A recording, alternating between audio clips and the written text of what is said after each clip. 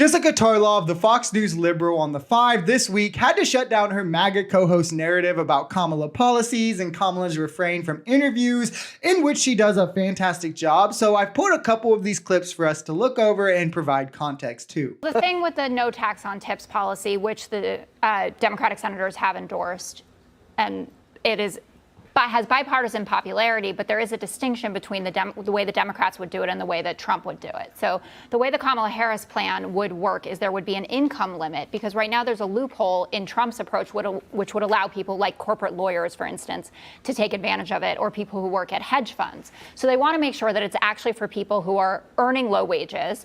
And I should note that the Culinary Union came out and endorsed Kamala Harris. Donald Trump went on this whole thing like, I'm so good for the servers, and he did this in Las Vegas. They talked to a woman who said, you know, my tips are getting taxed, and the Culinary Union didn't care and endorsed Kamala, who they believe will be better for her. And Trump isn't the first one to propose no tax on tips either, by the way. Stephen Horsford, a Democrat, had previously, as well as Ron Paul, who is, I think, the first one. He's done it 3 different years. Ted Cruz has done it as well. And it's something that has always garnered bipartisan support. Both sides of the aisles have supported this, except for the more, I guess, fiscally responsible wings of both parties. Like, that's in both parties, but there's in the middle support from both sides. The difference is in the methods. Trump wouldn't cap income requirements on it, which would allow for lawyers who are like paid a fee by their clients to classify part of that fee as a tip, or stores, for instance, to charge a reduced price on an item with a nominal mandatory tip in order to cut corners on what they normally have to pay in taxes, which would lead to more wealthy people, more corporations exploiting our tax system, something we definitely don't need more of, and costing almost $150 billion a year, possibly, while Kamala has specifically stated she would cap income and close any loopholes that allowed for non-service workers to exploit this, meaning she's actually focused on tax fairness for the middle and lower income families, something she's expressed throughout her campaign and has made central to it, while Trump just wants whatever he possibly can to help the wealthy and corporations exploit our taxes more so than they already do. Can I say also about the no press conferences thing?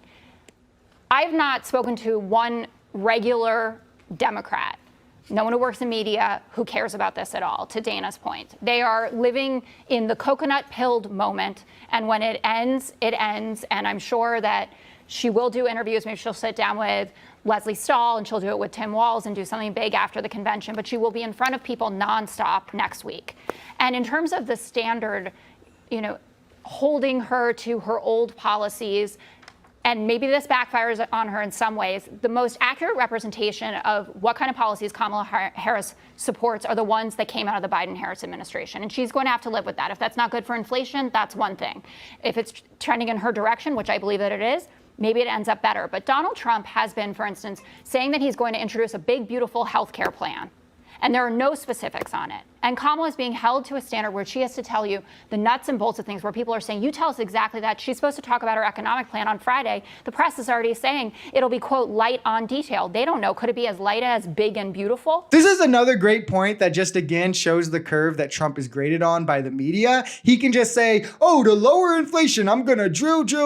I'm going to replace Obamacare with something beautiful. I'll be releasing a policy on contraception shortly, without ever indulging in any details or being questioned any further, and yet he's taken at his word by his followers. While for Democrats or anyone else, really, they're asked every minute detail of the policy and part of anything they propose, and if any one thing people don't agree with, they want to rip it to shreds, of which Kamala's plan, at least as far as economic policies go, should be out tomorrow, Friday, depending on when you see this, might be already out. And she's doing the real work currently. She's hitting the campaign trail. She's doing rallies in swing states. She's talking to the voters in those swing states. Reporting shows she's done private sit-downs with media and journalists. She talked to them outside of her plane a couple times. She's also has a job to do as the vice president of the United States. I mean, she will get to interviews. I believe that she should do sit downs, especially to contrast Trump's abysmal performance in them with how well she can handle them. But as of right now, it's just not needed. And part of campaigning is who can play the game better.